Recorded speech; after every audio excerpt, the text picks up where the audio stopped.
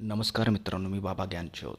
माजी सैनिक चंदू चव्हाण यांना मारहाण, जे देशासाठी झगडले आणि देशाच्या सुरक्षेसाठी झगडले आणि तेच आपल्या देशात सुरक्षित नाही. कित्येक सैनिक आपल्या देशातील लोक सुरक्षित राहावं म्हणून स्वतःची प्राण देखील गमावले. आज त्याच सैनिकावर असा अत्याचार. मित्रांनो, पूर्ण व्हिडिओ टाकतो, तुम्ही बघा. माजी सैनिक चंदू चव्हाण यांना न्याय भेटला पाहिजे. तुम्ही डायरेक्ट धरतात, तुम्ही गाव धरतात रे. दहशतवादी का? हा दहशतवादी सारखं धरतोय मला.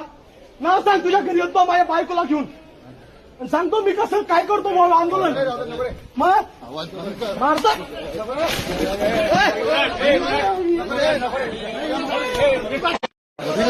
आईला मुलीला कसं काय तुम्ही काय पट्ट्यात मारलेलं नाही. ये रे मारली, त्याने लाच सुद्धा मारली मला. कोण आहे तो? लाच सुद्धा मारली त्याने. बघून घेऊ आज. हा बघून घेऊ आज. द्यायची नका जरा. आतंकवादी नाही येतो, द्यायची नाही. आतंकवादी नाही. तुमचं नाव काय? तुमचं नाव काय? हे बघा, हे नगरपालिका आहे धुळ्याची. असं करत राहत हे. त्याने लात मारली.